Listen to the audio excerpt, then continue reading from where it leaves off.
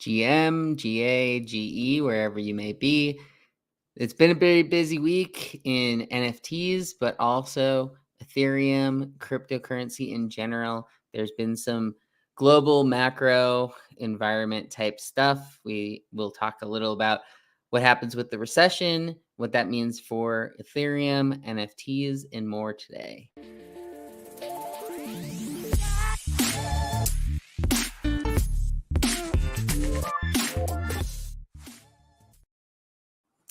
So Tyler, since we were on Tuesday this week, not Monday, we actually did a Tuesday show, so it hasn't been as far since the last time we talked, but there has been a bunch going on in crypto the last couple of days. Ethereum's back over $1,700, where, I mean, a couple weeks ago, we didn't really know if it would ever get back to 2,000. And today it seems like a lot of people are happier about just, obviously when number goes up, people are happier. But in general, now that we've heard a little more about the macro US recession, and Biden spoke today, which I think I'm going to butcher what his last sentence was, but it's something like, that doesn't sound like a recession to me. And everyone's like, no, it's statistically a recession. And so, yeah, it's kind of weird.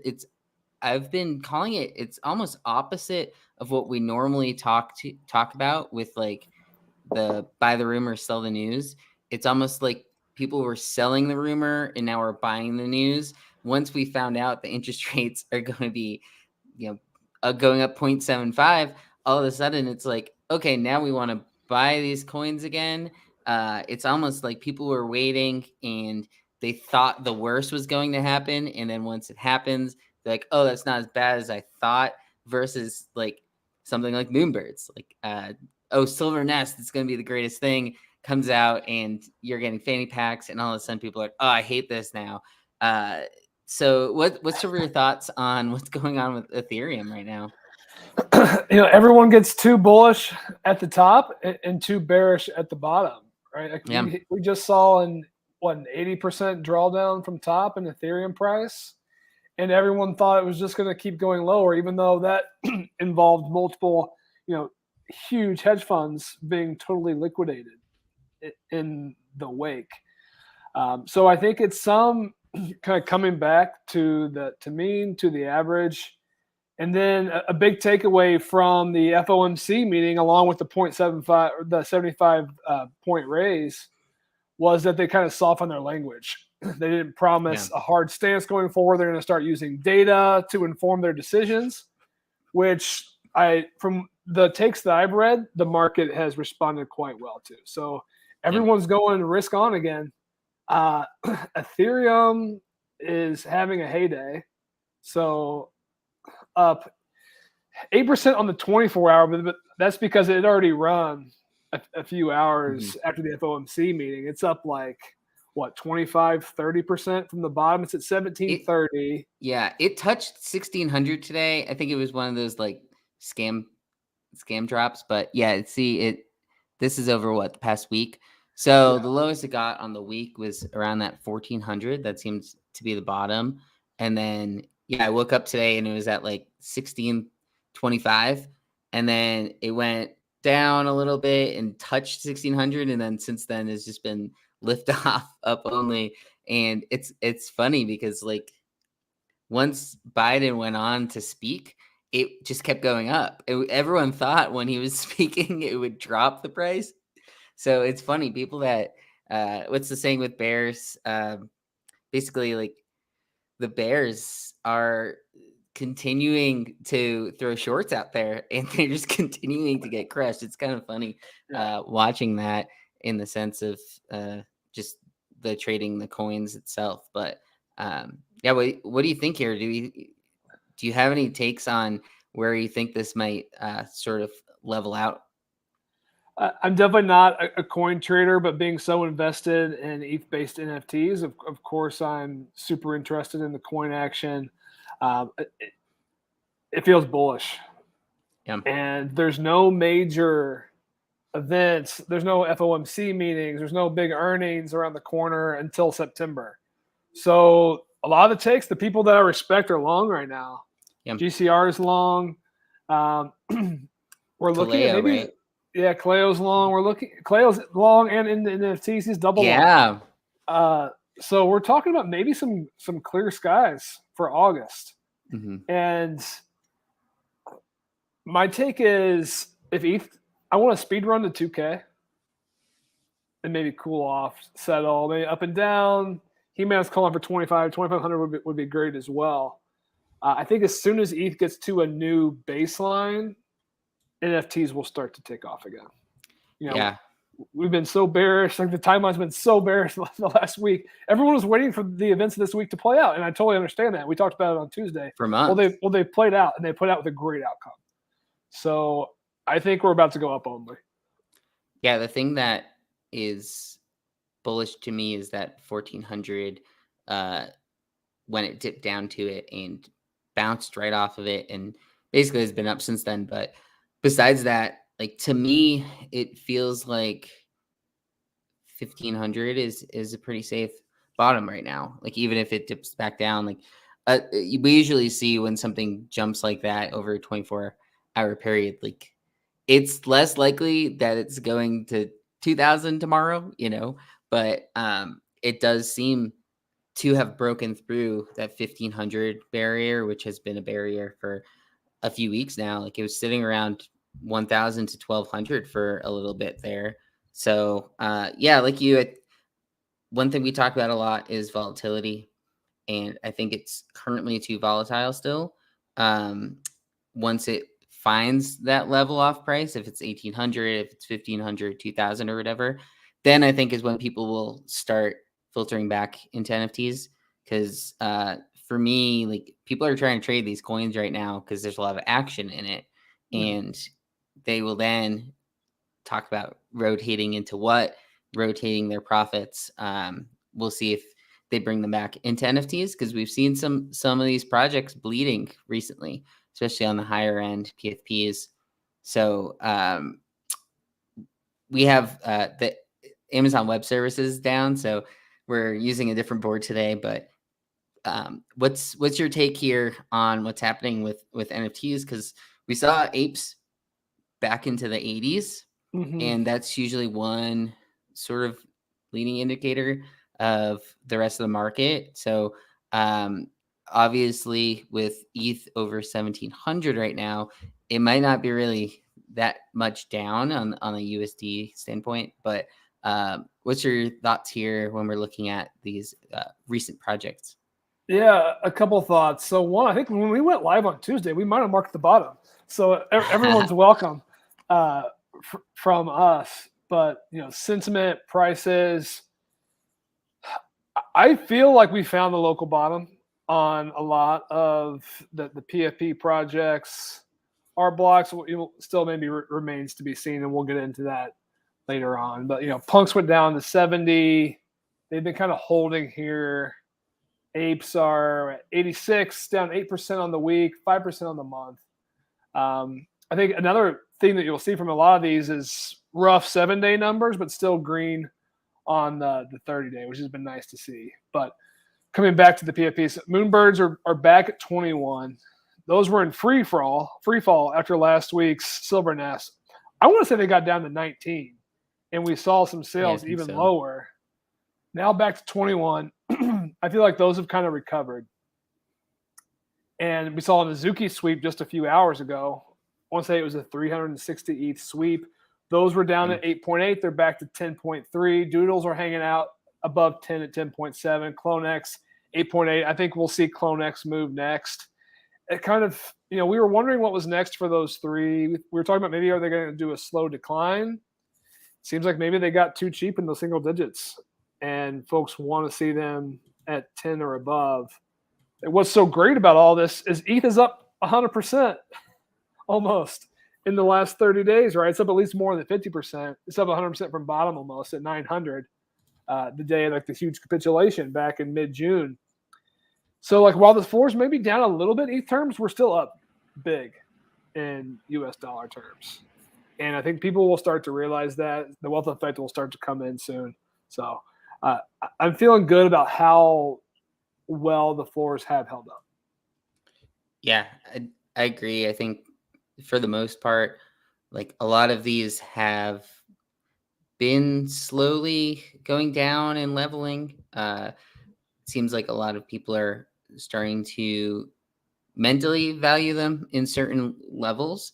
And I think when Azuki falls below Doodles or CloneX, then it gets corrected, kind of like what you're saying on, oh, now that CloneX is below, that's the one to play. It's almost like those three over long run are moving together. But when there's a big sweep like that, which one thing we were talking about in a chat earlier today is there was at NFT NYC, I believe there was a hidden message or something like that in one of their videos, and with a date that aligned with the end of July.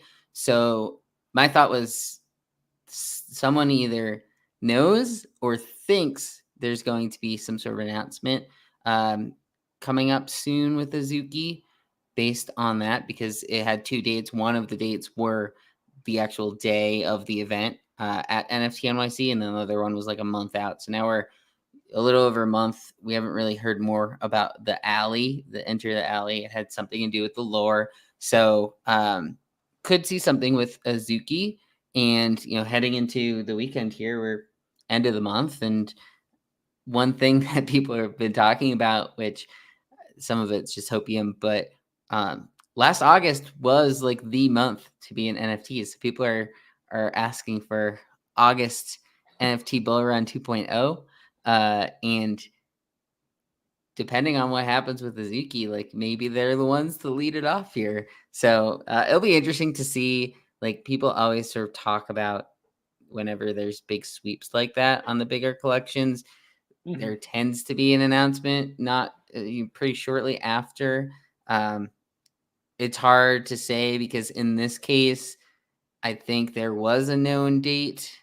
Someone was saying they deleted that thread that was leaking it. So I'm not sure. What do you think on the Suzuki thing? Yeah, that's always kind of one of the narratives that comes out whenever there's a big sweep or run on these sets. That it's insider trading. Sometimes that's been true, but in other instances, it's just like it's the next set that's due up, Yeah. and a few people start acting on it, and then a few others who have been kind of on the fence waiting decide to jump in, and then it just kind of snowballs from there. That could be the case with Zuki's, right? So of that 3-pack in the middle, Doodles already did Doodles 2, the Genesis box, right after NFT NYC. We know they're probably not going to have anything coming for the near future, except maybe some reveals or something. CloneX just had the big event with the hoodie drop and the forging. So they're probably not going to have anything big coming out in the next few weeks, month. It's been eerily quiet for Azuki's since NFT NYC. Almost, I would call it like radio silence. And granted, I'm not in the Discord and active in that community, but as an ex or former holder, I still follow the project, at least on Twitter and whatnot. I've been surprised at how quiet it is. So I could see some play just on speculation that something has to be coming from this set. But we've seen that before. We saw that with the Kindle Dogs just a few weeks back. Yeah. And nothing really came of it. So that's very possible here as well. So I think I'm more in the camp of that's what's happening here. It's just kind of speculation of potential announcement and pure insider trading for this go around. Yeah, I agree. I think that's a good way to think of it. Is not every time this happens has it turned out to be any sort of like actual news. Yuga, it sort of became a running joke in a way where once there are these big sweeps, something comes behind it. So I wouldn't say tail the moves like that. Pay attention to them for sure, but it was, what do you say? It was around 400 ETH of Azuki sales in like a 10-minute window because some people did chase it after, but then it continued to run. It doesn't always continue to run in those cases. Sometimes people will see, oh, now the Azuki, this is my chance to get out. And then you see all these listings add up, which happened with Moonbirds the other day as well. Like there was the Grails, it was somewhat leaked that there's going to be a Grails 2. There are a couple bigger sales in the set with the Grail trait. And then people are like, ooh, people are bullish again. And then the floor starts running, but then other people are like, oh, now's the time to list. And then it comes back down. So sort of the state of NFTs. So to me, it's what's hard about some of these projects running, at least like long term in that case. So we'll see how that moves to sort of these other sets. But one thing we wanted to get into on this show was art. One of one, digital collectible art. Seems like a lot of people are going back to it. The high-end collectors there's been some high sales outside of the regular NFT collections and art blocks. Because there was a Twin Flames over 100 ETH sale last week. There's only a couple of those sales each month. So people are looking when ETH was cheap, getting back in, and now that ETH is rising, it'll be interesting to see. But I know you want to talk about the XCOPY stuff. This one is currently up for auction, and we'll see it over the weekend, right? Where it ends up. That's 2 days, or is that 2 hours and 15 2 minutes? hours. Yeah, Sorry. it's gonna finish up here this evening, 7 Eastern. Yeah. So currently it has a bid of 169 Ethereum, and that's a big number, but with a couple hours left, that's what makes it even bigger, because a lot of these auctions on Super Rare, it's the last 20 minutes or so when you see the most action. So where are you thinking about this one? The God is typing. Where do you think it'll end up? What's your prediction here? And so I have a lot of thoughts. So certainly, we've been seeing the chatter that art is back, digital art, one of one's season is here or it's coming. We've seen some signs of it, but we haven't seen any like slam dunk, huge sales, like showstopper action. Like art blocks has had a nice run. Well, it's already kind of dampened off a bit. We've seen some artists in the one-on-one space start to have some success, but really nothing like last summer or the early mania of like winter, early spring of 2021. But ETH is up, sentiment's up, and now we've got a few artists kind of, I feel like they timed this pretty well, kind of trying to capitalize on where we're at in the market. Like they didn't launch these new pieces when ETH was at 1,000, and I think that's certainly planned. But yeah, so here we've got XCOPY.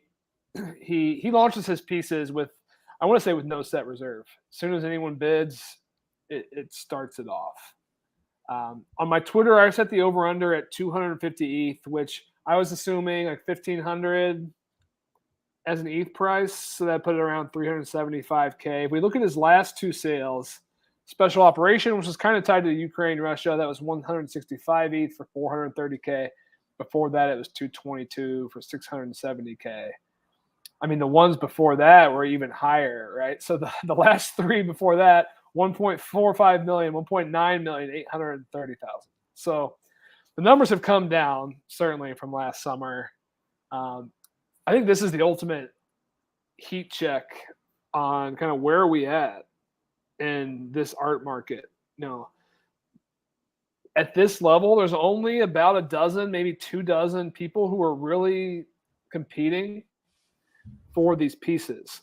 And if they're not, or at least that's how it's been in the last year, if those people aren't interested in the pieces, then where is it really going to fall? So I'm really curious, if we're going to see a bidding war, if they're going to let maybe someone new like Birdman 2, and I don't know this bidder's history, if they're going to let them come in and steal one for 169. I would call this a steal, probably a 169 for 300,000. I mean, it's well under the recent sale prices, especially in US dollar terms. And this is a good piece. I mean, this is iconic XCOPY. So it's gonna be fun to see. I'll be watching the auction play out for sure.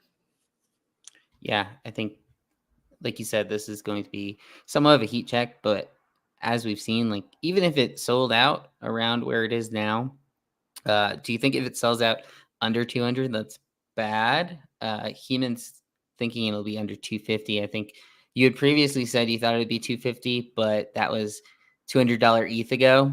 So that's what, like 50K less. So yeah, do you have any sort of price prediction here, over under on that 200 number? I still like it at 250. So at 250, I don't have my calculator up. It'll still be less than 430K, right? So I still like it there. I think this is a good piece. I think special operations was one of the lowest sales we've seen. I think that was a very niche specific piece. It had a charitable component to it as well. So I think we'll see the big guns come out a little bit more for this one. But it matters because, XCOPY is number one in this market right now. And if his pieces are only catching 169 on primary, then that kind of sets everyone else down from there. So Alpha Centauri Kid minted a piece yesterday. Grant Yun, who we wanted to talk about as well. He's been very active on primary. He set a massive all-time high sale yesterday with this piece, the Alien. It sold. That's his first over 100, right? Previously, his pieces were going for 30, low 30s. He had just sold a few pieces in the low 40s. It's 3x's all-time high in ETH terms. So, this one was just like a total smash. Granted, I think a lot of people consider this to be a grail in his set, and it's kind of hard to argue with that. It was interesting. He did just a quick post about this yesterday, and he was talking about this was, he wants to leave a mark on Web3, this era. He was drawing inspiration from like the Alien CryptoPunks. So the Alien here is kind of based on the Alien CryptoPunk, which I thought that was pretty insightful and interesting, and something we didn't know before. So it was huge to see a secondary sale of this stature. I think a couple things can happen in this situation, and I'll pull up his page. So he's got a few pieces still on secondary. 41. This one's got a reserve of 40 ETH. This one's got a reserve 61 ETH. So either we're going to go full gangbusters and everyone's going to flood in, and his market is just going to take off, or this is an example of a whale buying some very particular pieces that they wanted at some high prices. And we'll continue to see kind of a slow grind up. But I think anytime you see a sale this high over 100 ETH, it kind of puts that artist, if they're not already on everyone's radar, on the radar, on the map. And I think Grant is definitely the number one selling artist on Super Rare in the last 30 days. Yeah, and Madison Skulls makes a good point here. He was at the Seattle Art Fair last week. He says that it was a firm reminder of how old the one-of-one fine art demographic is. He thinks that one-of-ones will start selling to the olds sooner than later because they don't even have wallets yet. And I think that's a good point, where a lot of these high-end art collectors aren't even into NFTs yet. And some of that has to do with just the tech side of it. And there is a big, I don't want to say like a barrier to entry, but somewhat is, like, to create a wallet, like take money from a bank account and convert it into this new currency you've never heard of before, and you're just owning it digitally. And it's like, I'm just going to print it out and hang it up anyway. And so there's still like a huge barrier to the high-end art collector. I think there are plenty of people that are still into it. Like, obviously you had mentioned that there's only like a dozen people that are in the market for a lot of these things. And what if that number becomes hundreds instead of dozens? And then all of a sudden there's more competition for it. These numbers rise. So I have kind of always thought that the high-end art side of NFTs is going to make a lot more sense to people. Part of that is because you're making a lot of these images are just created digitally now, less so than like painting that you need the physical of. Here, like, they're making it digitally, they're going to print it digitally. You could digitally sign it this way. So I think that's sort of the difference. So we'll see. Like long term, I agree. Like there's a lot of people that would be interested in buying some of this stuff that just aren't even. They don't have a MetaMask wallet yet. They haven't bought any of these tokens yet in order to get into it. So, Yeah, what's your thought on absolutely. that? On like the younger artists? Oh, I think medicine schools is spot on, and I think unfortunately we're not months away from it becoming easier. We're probably years, maybe 3 to 5 years away from this becoming mainstream. I think that's to all of our advantages who are here right now, with a chance to maybe identify artists who we think can get to that tier, who are, making pieces that are going to be in museums one day, or who, rich older folks are want to buy as investments or to hang in their house. Another piece of it is the display tech isn't there. Like, I own some super rare one of ones. I actually own a Grant Yun piece. I don't have a good way to display it in my house right now. Yeah. And that's another barrier to entry. I think at some point, we're going to see a pivot. I think it's still the volume on super rare pieces is absurdly low compared to let's just compare it to Fidenzas, right? Like there was 1,999 Fidenza pieces in that set. The 4 went over 100 ETH. I don't know what it is right now. We'll see, half a dozen sales per week. I mean, one of the top artists in the space, Grant Yun, he's only got 70 pieces. And like this has been a hot week and 3 sold, but he might go months with no pieces moving. So, I mean, if you take the 10 or the 20 top artists in the one-on-one space, all of their collections together are like the size of a Fidenza or maybe Fidenza plus ringers. But they see like 1/10 or less the volume. So I think eventually we're going to see more uptick in that. And there's reasons why people trade art blocks more. It's a little bit more liquid, better rarity. It's harder to identify some of the top artists in the one-on-one space. But it's to your very initial point, it's one of the best use cases for NFTs, for crypto. And I think it's one of the easiest to understand for new joiners. And it might very well be the use case that onboards, more mainstream than anything else. Yeah, and I think one thing that NFTs take a lot of slack on some of these things on like the screenshot warriors out there, but like to me, I think there's a ton of value in being the only holder of something. So I think long term, the way a lot of this art will make sense and have value is okay, there was only one ever holder of this.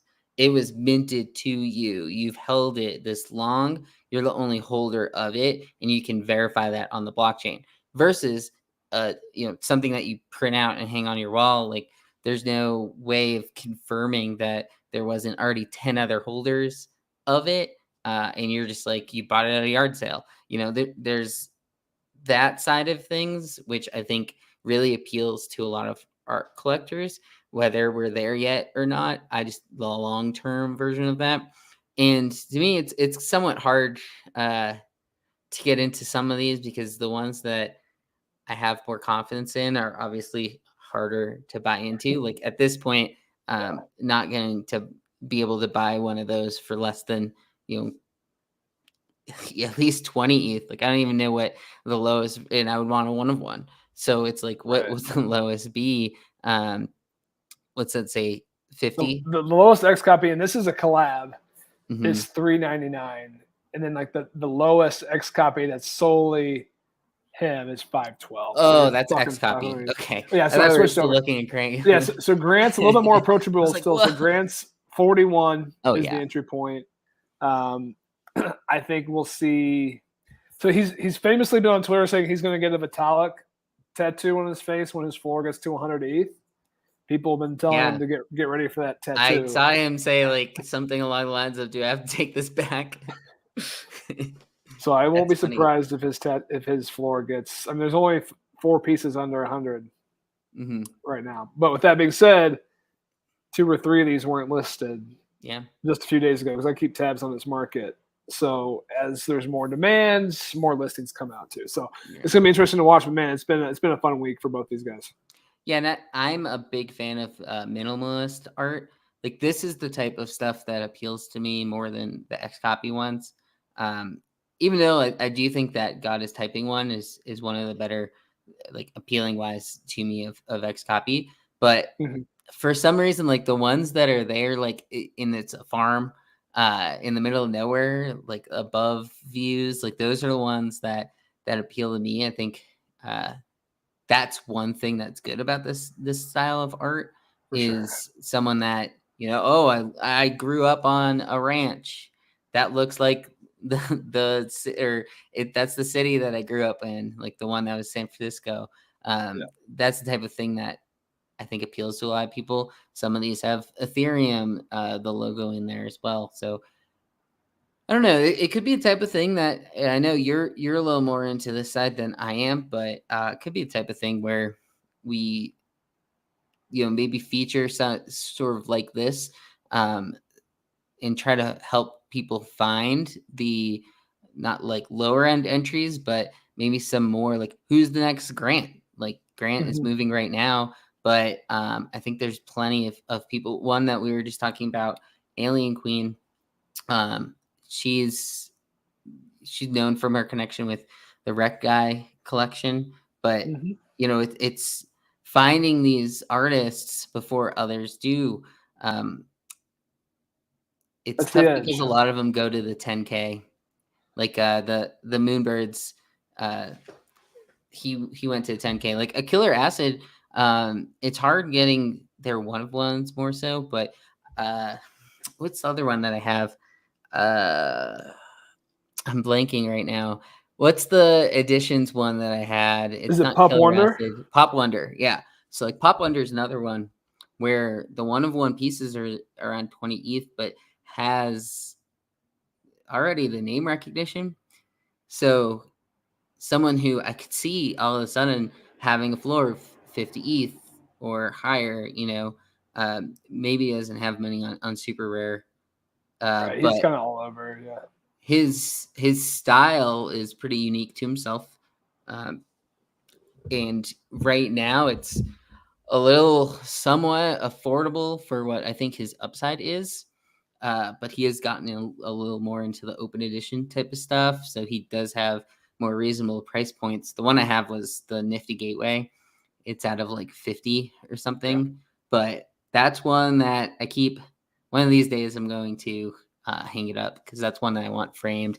I really like it. The color schemes of them, just how they look, and like the creatures involved. So, yeah, I think finding them is the hard part because a lot of them, it's hard. You want to go and take the leap, but who knows if they're ever going to catch on? Like you see here, you have D's and Anonymous are two of the buyers on these ones. I Jonathan know D's Weatherlight. gets into it. And, That's and another, yeah. and I think that's one of the indicators. And maybe we'll say like a full deep dive on one of Sure, yeah, yeah. ones 101, but kind of looking at who the early collectors are is always one of the strongest places to start. And then kind of that distinctive style. Is this an artist whose style you could tell almost Yeah. immediately? Who the artist of this piece is. I think that's another really important test. Um, and then it certainly is risky, and not all these artists are going to necessarily take off to that 100th level. But it is crazy to go back and see the early sales. Almost all these top artists, to a T, they're in single digits, Yeah. right? Like those XCOPY pieces that, granted, he's been around maybe the longest. Some of those pieces that sold for $7 million last year, originally sold for $500, like one ETH back when ETH was worth like $500. And Grant Yun, multiple pieces sold between 1 and 6 ETH, like probably dozens. So like there is an entry point for up and coming artists. The work is trying to find them. Yeah. Yeah, and that's one thing that it's helpful to watch, like art blocks, who's getting featured on there instead of buying their art block for point 0.2 or whatever it sells out at, and it's a 400 piece collection. Check out what their one of ones are, if they're affordable, and if the art blocks turns into what happened with like Gazers, let's say, Mhm. then if the art blocks multiple hundred collection is, 5 ETH floor or something, then the one of ones are definitely going to start booming from there. So I think that's a big piece of it as well. Like art blocks does help find some of these for you. Like they've gone through a curating process in order to find. So maybe that's a good segue into some of the art blocks talk we were planning on having. So earlier this week, we had the art blocks curated. This set is about 1.67, and that's below what it sold out as at. So, what's your thoughts on this one? Why it's below mint? I have some, but I'll let you go first. Yeah, so this is a rough one. Was a real heat check on the art blocks market yesterday, and a heat check that the market failed. So this one started at 10 ETH Dutch auction. We were kind of hopeful that with everyone holding the line, maybe this would go lower. There's only 500 supply, and then it started moving in like the mid twos, 2.4. I think it was over 100 minted, and everyone kind of FOMOed in at that level. And ultimately, it proved to be a little bit too high for this set. Um, some of the early feedback from what I'll call more the true collectors in the Block Talk Discord was that there's just not enough variety in the set and like the lack of color palettes. And I really hadn't thought about that, but the different color palettes is definitely something these collectors look for. A lot of them will mix and match and curate across different projects. Finding the same color palettes and ones that go well together. So when you see just a pure black and white and gray set like this one, it kind of removes that aspect. And then, let's just look at these top two on the left. Like, can you tell these two images apart? Right? It's like the old, meme from The Office, and like the answer is like they're the same image. And granted, Yeah. of course, there are some small differences, but it just goes to show you, variety in the generative art set is something that a lot of the collectors look for. Especially with that high of a count. And a lot were saying, if this was a 200 count product, it may have been awesome. And Yeah. it's tough because there have been some. I really do like the high end of the set, and I did mint a few of these. So like, let's look at some of the top end. Like, there's these cool like rings with I think this is the dust cloud set. Yeah. There's spirals. There's the multiple moons. There's also the large moon, and this is the upside down trait right here. So there's definitely some cool ones in this set, but I think this is an example where some lack of variety and interest in the floor hurt it, and it got minted out too high. There's a lot of talk of it getting botted. I know at least one person got 27 of these and was kind of getting railed in the Discord. No one wanted to buy their pieces, so that person continued to lower their prices, tank the floor. This is one of the fastest floor tanks we've seen in a curated drop, at least in the last month. Mm-hmm. So this was not actually, I would say this is the first not profitable mint for curated that we've seen really in the last few months. Yeah, probably since like the third from last of the previous set, because the last one of the previous set did well, the first one of this set did well, and there's obviously the gap of a few weeks in between. So yeah, I agree. It too many of these ended up looking alike. The art itself is, I think, appealing, but that was one thing we talked about on Tuesday, was without there being that many different colors, and they're basically all black and white or some version of that grayscale. That I think with it being a 500 collection, as you mentioned, there wasn't enough variety in here, and people were just very quick to get rid of them once they realized that. Yeah, I will say, it makes it tough for those who are trying to make these decisions live during the mint, right? Because you're trying to track the auction, you're trying to figure out how many have been minted, and they start minting out, and then you want to try to see some of the examples to get a sense for that. Then you want to check, what are people saying in the Discord, and honestly, it's a lot to monitor. Mm-hmm. I think the takeaway is if you're not certain in your decision to mint, if this is kind of on the edge of maybe being too expensive for kind of where you're at as a trader, just to sit these out. Yeah. Right. Unless you really think that, hey, you love the art and you're comfortable holding it for a long time, or you just have intuition that it's going to be a slam dunk. So just be careful out there with these now. Yeah. Is the next one going to be next Wednesday? Have we got the announcement yet? I haven't seen another announcement. I've been a little bit away from I wasn't sure if they moved to Wednesdays now. I was just Wednesday is the curated day now. Yeah, I believe, but I haven't seen announcements for next week, so we might have a week off. Yeah, and this is something we've warned about with art blocks before, where once it picks up steam, then like the sort of wrong people get into it and are quick to just get rid of them. But yeah, just looking at the floor, like I can see why the people at the floor, so many of them look very similar. At least like the ones that are next to each other happen to look very similar to each other. And I don't know, this is a weird thing from my point of view, but if I had that third one from the bottom and I saw the second one from the bottom, I would purposely try to not list it next to it because that just makes it worse for both of them. But Sure. obviously, like you can't usually control that. So, let's go now. Switch back gears into more. I don't know. I don't want to call them normal PFPs, but normal that we generally have discussed about with this Wizards. So they just keep doing stuff, which it's weird to like say it that way, but the floor is relatively low, but they have come out with this elixir. They've done, I mean, you can see it here, like all the skulls, and the artwork is appealing to me. Like I do like it, but talk to me about what they've been doing recently here during this week. Yeah, so I'm very active in the Wizards project, rightfully or wrongfully. So I was following this closely. I've liked this team. I think early on they did a lot of cool. They delivered a lot of cool features pretty quickly.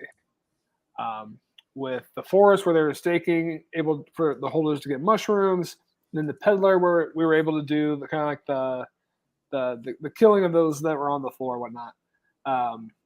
It was all kind of leading up to this, and at the altar, the idea of the altar is that you were able to use these elixirs to essentially roll better rarity of your full skulls. So you had a 25% chance to get to an uncommon, 16% to a rare, 6% to an epic, 0.64% to a legendary. We knew there was going to be just 10 legendaries in the set. Each of them were going to be one of ones. And the way the elixirs work is everyone was able. You were airdropped one per skull that you had, and then you were able to buy them. And I'll show the prices here. So you could buy one for 0.04, 5 for 0.195, or 10 with 3 free for 0.39.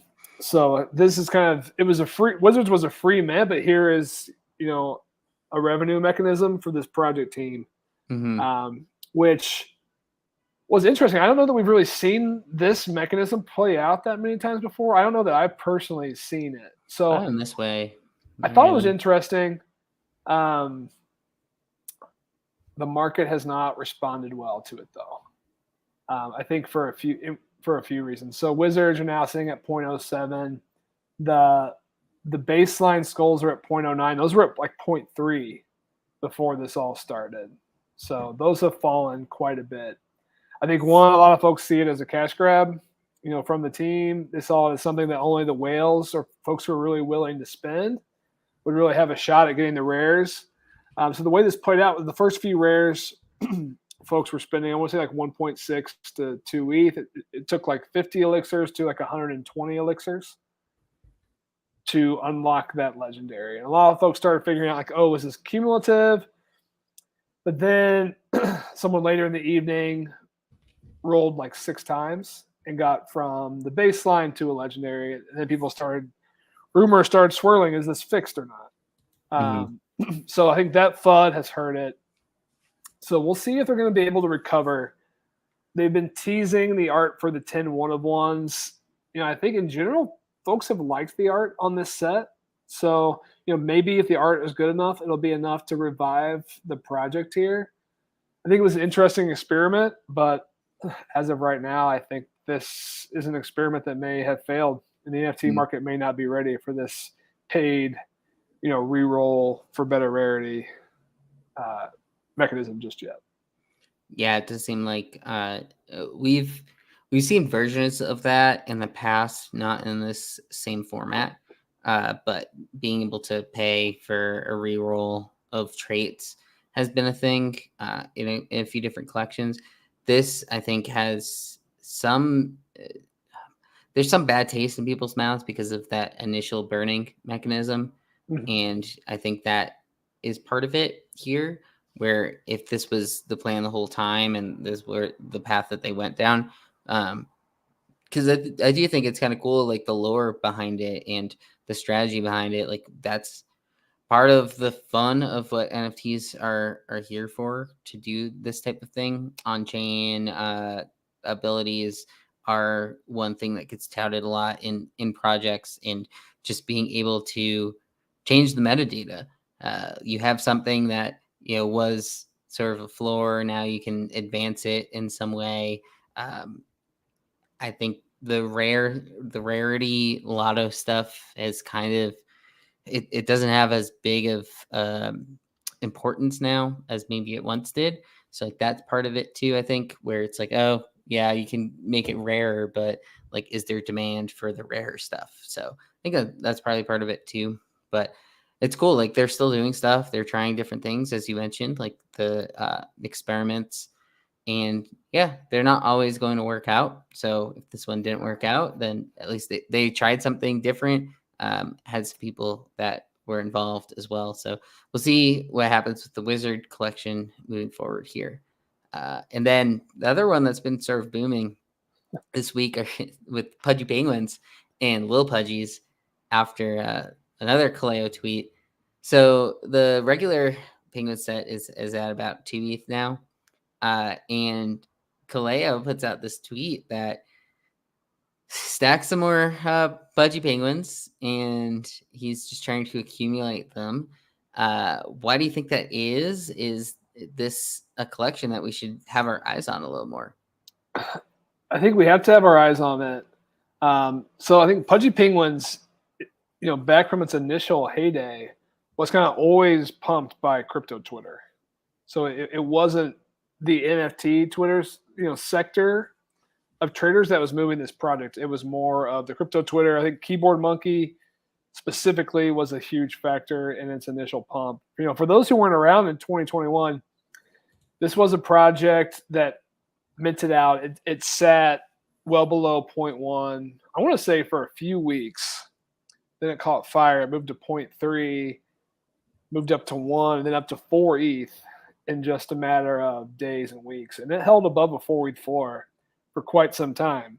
It was kind of neck and neck with Cool Cats, actually, for like who's going to win that cute PFP project. And then Cool Cats moved kind of head and shoulders above as the FUD with kind of that Penguins, the founding team. More came out from them. They weren't really interested in developing the project out. And then they ultimately left. Now it's got new ownership. But, I think kind of fast forward to right now, it's got a 2 ETH floor. The art has kind of proven some staying power now. And it's kind of starting to have some of that Lindy effect. And granted, I think Lindy effect is a longer time period than a year. But, they're still here. They're still 2 ETH floor. Big personalities are still buying them. And I think part of the thesis, and I've seen some people kind of relay their thesis for buying these right now, and theirs is it's not going to zero at this point. So they feel like their downside is relatively capped, but there is some potential upside, if these continue to run. Like, are these going to run to double digits? It's kind of hard to see that scenario play out right now. Could they run back to 4? Absolutely, right? Like, how many sets have done the 2 to 4? Dozens. So I don't know. They're definitely much more on my radar than they were.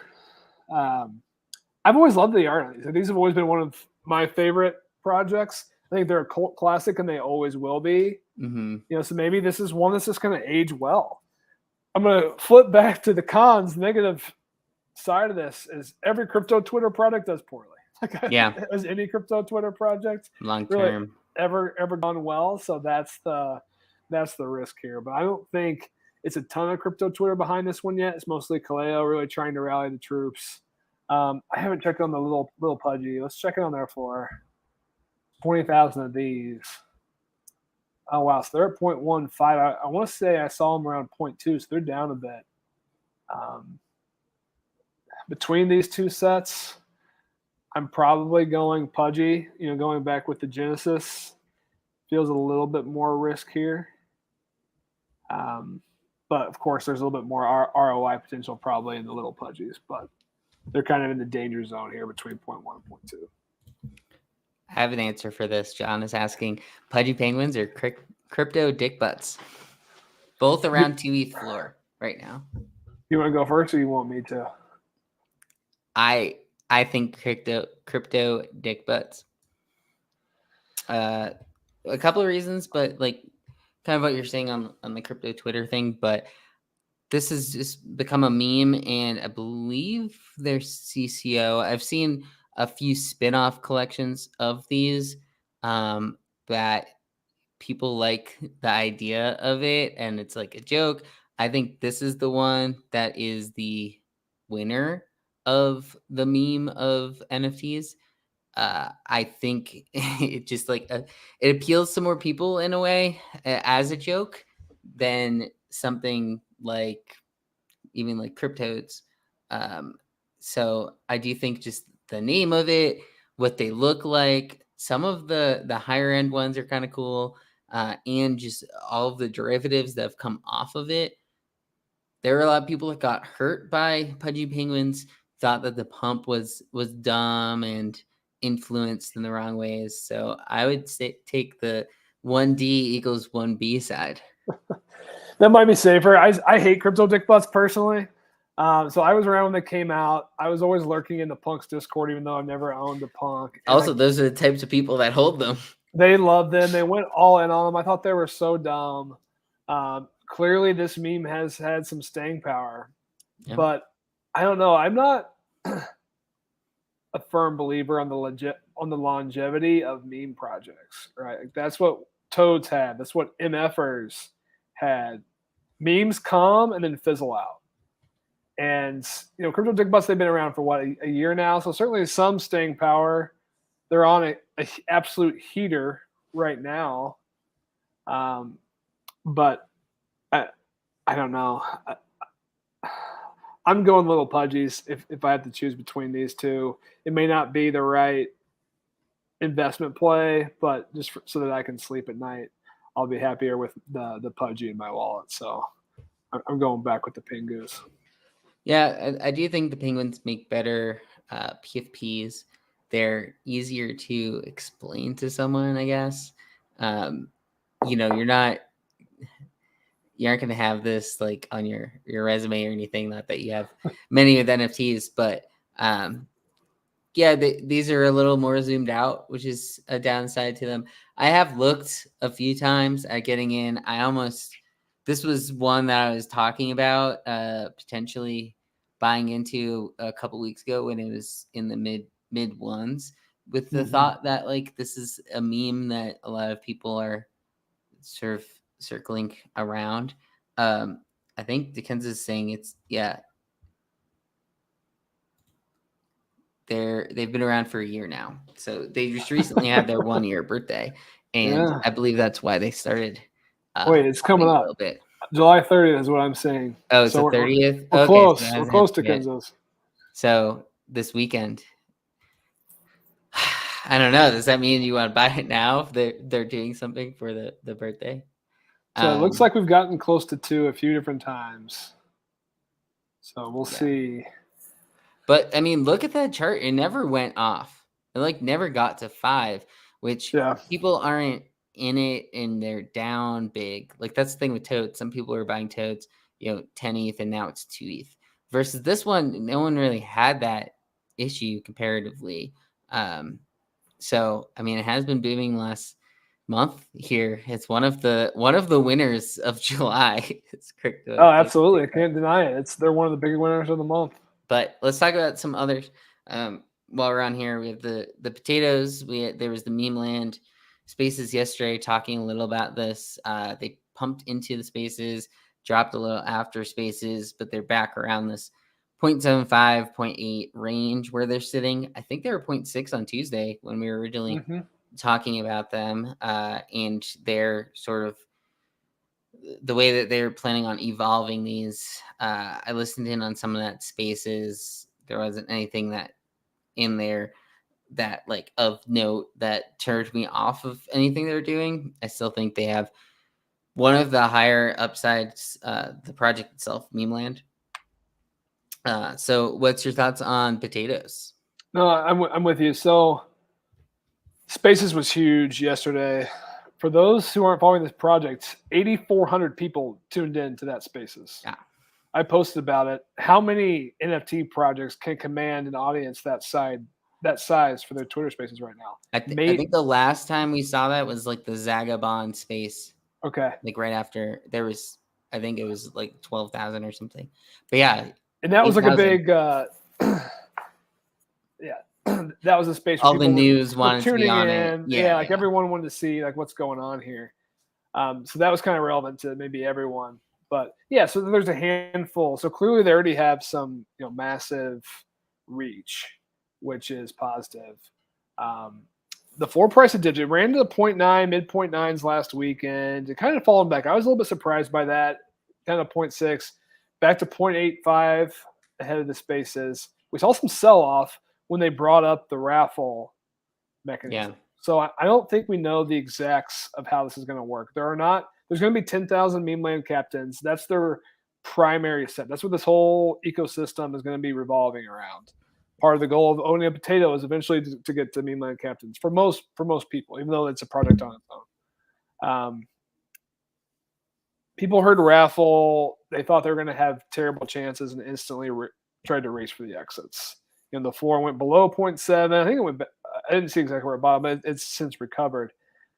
The chatter I've seen is that there's going to be between 3,000 and 5,000 raffle spots available for the 10,000 potatoes. It's not even guaranteed. It's not guaranteed for one, but if you think about how like Invisible Friends and the RCC project did it for the Moon Rollers, you had to own like 2.2 of those to be guaranteed a spot on Invisible Friends. So to me, it's going to be pretty similar to that. With still the chance that anyone who just holds one will have, a percentage shot. So I think it's going to be percentage based. Of course, we're gonna find out more, but I'm not fading any project team that can pull in 8,400 folks to a space in their first week. They've got these potatoes; they're already evolving. So I'm in. I've got a decent sized bag. I'm gonna be holding this one for a while. Yeah, I think that's a good take on it. Comparing it to the RCC stuff, it is a higher, not entry, a higher supply. There's 10,000 of these, but with RCC, I think it was 10,000 total of the ones you had to hold beforehand for Invisible Friends. So we'll see. Like, who knows? Maybe you have a couple of these, and because people need 2 or 3, then they're not listing them, and the price goes up and gets into the 2, 3s. As we've seen, obviously, that with Invisible Friends. So I think that's why the floor has been high. Yep. And the other piece I think we touched on Tuesday, but if anyone did miss Tuesday's show, they announced that there's going to be evolving rarity. So there are rares in the set right now. We've already seen rares go for 18, 20 ETH. Mm-hmm. They're going to keep dropping features, and floors have shots to get new rare features. So that's something that everyone who's a holder has to look forward to, that you can still bink a rare, so to speak, as these things evolve, which everyone loves that upside for holding these sets. So did you hear in the spaces, like one of the questions that were asked was, so that obviously we're looking at the page right now, and it's basically a growing plant out of poop. And they were like, is the poop going to go away in the next evolution? Like, what's going to happen? And the guy kind of laughed, but he's like, no, there's going to be more poop. And I mean, that if that's not bullish, I don't know what is. Like, we had a boot meta at one point where that's all people could talk about. So I could see that. These aqua ones have, I guess that's water falling off of them. So some of these do have some cool little features to them. Like for this to be a set where so many of them do look alike, like I do think it is interesting how they've set it all up. Like, what's that one? I want to say, is this the fast food one? Looks This too is hash cheap, whatever brown. it is. So they're hash browns. There's only 3% of these, so feels like a bargain. Below Yeah. one. Yeah, now it's like 326. tempting me now. Pretty decently thick listings there. Mm-hmm. And then I wanted to get the chat's talking about it a little bit, but wanted to touch on the goblins. Sure. So they Packdrop saying that about they dropped some merch today, which is interesting. Like I this wasn't a collection I expected merch to be coming from, but outside of they had the hats at like NFT NYC, which were a big hit. I saw those around everywhere. And then the baiting stuff. So they came out with an interesting little dynamic where basically, and I don't want to butcher it, but basically the burgers are the ones that have the utility right now. The burgers are catching up the floor. We touched on this on Tuesday. Burgers are around 1.5, 1.6 floor, and the OG set of goblins is 2.5, which is a lot closer than most. But for the burgers, having more is going to allow you to potentially get a cooler next thing. I think it's that top one, McGoblin.wtf. And so the burgers themselves, like they have these combo meals. And pretty much if you are baiting in a gromple, I think that's how you pronounce it. And if you use more of your burgers, you can get more like cooler things. I think they called it like an okay thing. And then there's like obviously expecting those cooler things to trade at a premium. So right now, like the question is 4.5, 5 ETH going to be the floor of those things? Would they be 2x the floor of an OG goblin? Should they be? So it'll be interesting to see what the artwork of those are. I believe the baiting begins tomorrow, so we'll see. But yeah, he's saying Max Burger is 3 of 3 or 2 of 3, so it's a different outcome than if you only used one. So it is kind of interesting. There are certain traits he's saying that have free. So I didn't realize that part. Oh, unless he's talking about the merch. But yeah, I think this is going to be an interesting one to watch over the weekend. I saw a post on Twitter that was talking about it. Basically broke down each year and what like big NFT from each year. Like obviously last year was BAYC, but they're asking what's the 22 version of that. And I was like thinking that it could be goblins. Like goblins are one of the biggest stories in NFTs on the year, just like how they came out, how hot they got for a little while, all the questions surrounding them. But in general, like what are you thinking is going to happen with this baiting stuff? Because the OG floor did drop off of the news because the burgers were the ones with utility. But what are you thinking right now in the set? It's a big test. I mean, if someone asked me the 2022 product, I'd probably say Moonbirds right now. Yeah. Before that, probably Azuki's, but Azuki's have fallen off a bit. You know, then who knows? They'll probably still have some staying power. I think this is a real test for goblins. The chatter is now: can goblins become blue chips? Some people are already kind of anointing them there. Hard for me to anoint them there with a 2.5 ETH floor price. Mm-hmm. They've already done in their 6-week existence, 2-month existence. They've already done an airdrop of the McGoblin burgers, and now they're having this burn event via the baiting. So they're moving pretty fast, which I appreciate. You kind of have to do in this market to keep attention. But I have a lot of questions on what's going to come next. So someone is going to. So are you burning these? 2 burgers to potentially get that rare? Is someone actually burning 3.2 ETH then? In this Could mechanism. be So somewhat risky.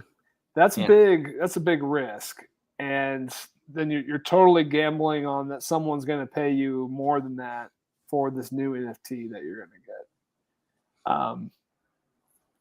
It's new. It's maybe you call it innovative. I don't know. We haven't really seen that much of that in the market so far. So I'm kind of curious where those buyers are going to come from. Anyways, whether this works or not is going to be a true test for this project. If it works well, maybe they are on the path to becoming the next blue chip. I think if this one goes poorly, they're at real risk of relegation. Yeah. And you could throw this one in with the Crypto Dick Butt and Pudgy Penguin discussion. I personally think I would prefer goblins. I do think they've separated in that range as they're not fully just a meme. Like they are doing things. They have a legit team behind them now. Known to be now with Truth Labs and the Illuminati stuff. So I do think that benefits them. They are the CCO narrative as well. But yeah, I think this is going to be what happens after baiting begins. I think will be somewhat telling because I mean the burgers, if they start burning, is the price of them going to go up? There's going to be the gamified. If you don't burn them, there's going to be there's less supply of this next set. So like, will that set end up being a higher premium than the OG set? We always talk about how like the OG set generally stays as the premium, but maybe that's why it's been dipping because people are going to switch to this next set that has both of the sets, burgers and Gromple, are both going to have a lower supply after this burning mechanism. So that's going to be super interesting to watch. I think we haven't seen too many other projects like that. I mean, we see it with like Monolith is lower supply than Clone X and things like that. But I consider those different, even though this is similar to like a Mint Pass is the burger. So we'll see. Kansas is asking if Goblin Town is no longer early BAYC vibes. I think it's very different. I've never really thought of it as BAYC vibes. BAYC kind of had its own thing. There weren't 100 other projects that have come out in the year at that point when early BAYC was a thing. So that's, I think, the tough part to compare. And I think the thing with BAYC is people started using them as their profile pictures, and they started popping up everywhere. Mm-hmm. I don't see that with goblins, and I think that's many. one of the main negatives of this set. It's like no one is using these bottom 12 goblin images as their PFPs right now, and no one wants to for the most part. So without that whole digital identity aspect of PFPs, now they're pure utility plays, and pure utility plays are only as good as the next leg of the Ponzi. So we'll see how this next leg plays out, and that's going to dictate its future. Cool. Well, we've gone over an hour at this point, but I think we've hit on some good things. This is one of the things to watch over the weekend, the action on it. Obviously, price of ETH, which is now over 1750. So since we've been on, it's gone up a little more. But I think those are a couple things to look out for. People seem to be more bullish, at least on coins right now, 1765. So backing up only on the coins, at least in the short term, seems to be going into the weekend. So like I mentioned earlier, if there are people that are taking advantage of this and will then start rotating into other things, it'll be interesting to see if we see altcoins or NFTs, which to an extent you can consider kind of like an altcoin. We'll see where the next thing becomes it. I mean, as you see, like most things just follow the same path. I gotta jump in. So there's 2 altcoins who have been ripping already. So Ethereum Classic, yeah, up 80%.